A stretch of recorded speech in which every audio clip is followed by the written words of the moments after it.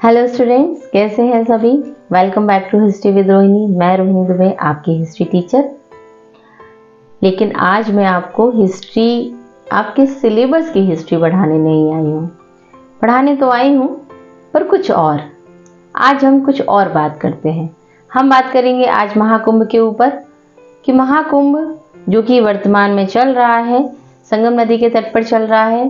तो हम बात करेंगे कि कुंभ का इतिहास क्या है, कुंभ क्यों आयोजित किया जाता है हमारे भारत में, उन 4 नदियों पर ही क्यों आयोजित किया जाता है, बाकी भी और पवित्र नदियां हैं वहां क्यों नहीं आयोजित किया जाता।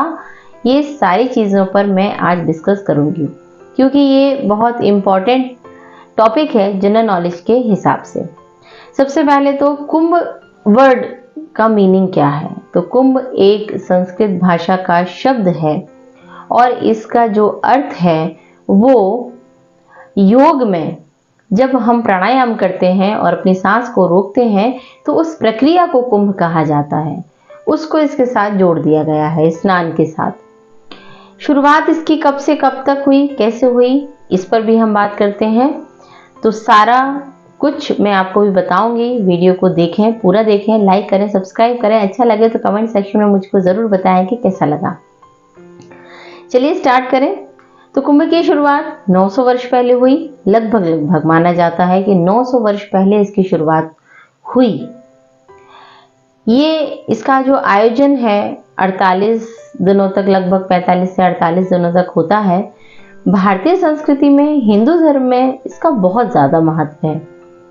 बहुत ही ज्यादा लोग इसको अपनी धार्मिक मान्यताओं से जोड़ते हैं, आस्था के साथ जोड़ते हैं और हर कोई चाहता है कि वो कुंभ में जाके स्नान करे। तो कुंभ का आयोजन कहां कहां होता है। इसका आयोजन अगर हम उत्तर भारत से शुरू करें तो उत्तराखंड में, हरिद्वार में, गंगा नदी के किनारे। उसके बाद उत्तर प्रदेश में संगम पर, इलाहाबाद में इसका आयोजन होता है जो अभी चल रहा है। मध्य प्रदेश में उज्जैन में क्षिप्रा नदी के किनारे और महाराष्ट्र के नासिक में गोदावरी के किनारे इसका आयोजन प्रत्येक 4 वर्षों में होता है। हर 4 वर्ष में आयोजन होता है और एक स्थान पर यह कुंभ लौटकर 12 वर्षों में आता है। इस बार का कुंभ जो संगम में चल रहा है उसे महाकुंभ कहा जा रहा है। क्यों, वो भी मैं अभी आपको बताऊंगी।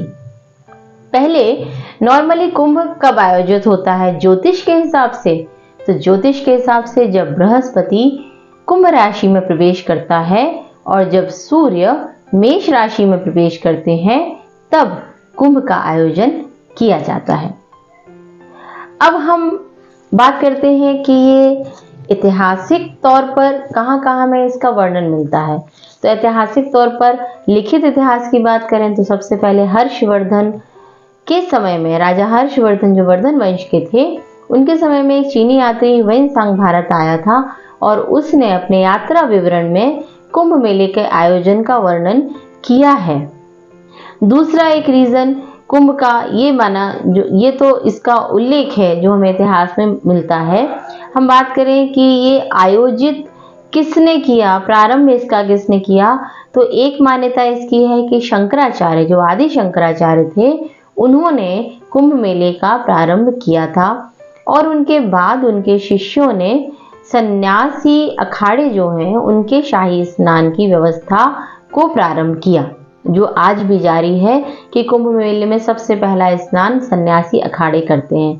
तो इसकी शुरुआत शंकराचार्य के शिष्यों द्वारा की गई और कुंभ मेले का प्रारंभ भी शंकराचार्य द्वारा किया गया पौराणिक मान्यताओं के अनुसार। एक और जो दूसरी मान्यता है वो बहुत ही फेमस है और ज्यादातर उसको माना जाता है, वो है समुद्र मंथन। हम लोगों को पता है कि देवता और असुरों के बीच में एक बार जब विवाद हुआ कुछ चीजों को लेकर, तब समुद्र मंथन किया गया। समुद्र मंथन किया गया और उसमें से बहुत ही अमूल्य अमूल्य वस्तुएं निकली। कुछ देवताओं को मिली, कुछ असुरों को मिली और लास्ट में उसमें से अमृत कलश निकला, अमृत का कलश निकला। जब अमृत कलश निकला तो देवता और असुरों में इसके लिए संघर्ष हुआ और संघर्ष में अमृत कलश की कुछ बूंदें धरती पर जाकर गिर गई, पृथ्वी पर गिर गई और कहते हैं कि वो बूंदें इन्हीं 4 स्थानों पर यानी कि हरिद्वार, संगम इलाहाबाद, उज्जैन और महाराष्ट्र में नासिक में जाकर गिरी। इसीलिए ये जो कुंभ का आयोजन है वो इन्हीं 4 स्थानों पर, इन्हीं 4 नदियों पर आयोजित किया जाता है। एक और इसी के अंतर्गत एक स्टोरी हमें ये मिलती है, एक मान्यता ये मिलती है कि जब अमृत कलश के लिए देवता और असुरों के बीच में संघर्ष हो रहा था, तो अमृत कलश को बचाने के लिए बृहस्पति, सूर्य, शनिदेव और चंद्रदेव ने प्रयास किए और अमृत कलश को बचाया असुरों से। तब जाकर देवताओं को अमृत प्राप्त हुआ। और जब ये चारों ग्रह एक राशि में आते हैं तब महाकुंभ का आयोजन किया जाता है, जो अभी चल रहा है। 2025 का कुंभ सिर्फ कुंभ नहीं है, ये महाकुंभ है और ये अभी चल रहा है और थोड़े दिन और चलेगा। लोगों की आस्था से बहुत ही ज़्यादा ये जुड़ा हुआ है।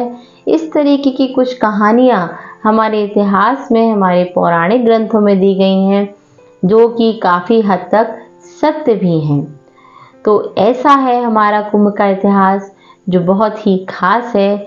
अब यहाँ पर कुछ क्वेश्चंस की अगर बात करें, जनरल नॉलेज के क्वेश्चंस की बात करें, तो कौन कौन से स्थानों पर इसका आयोजन होता है, किस स्थान पर कौन सी नदी है, ये आपसे पूछा जाता है।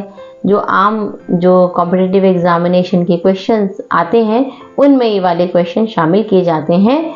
तो इसलिए मैंने आज इस टॉपिक को उठाया है और उम्मीद करती हूँ कि सबको ये पसंद आया होगा। तो फिर क्या करेंगे हम, तो जाइए और कुंभ में स्नान कीजिए सुरक्षा के साथ। सुरक्षित रहिए, पढ़ते रहिए, बढ़ते रहिए। Thank you so much.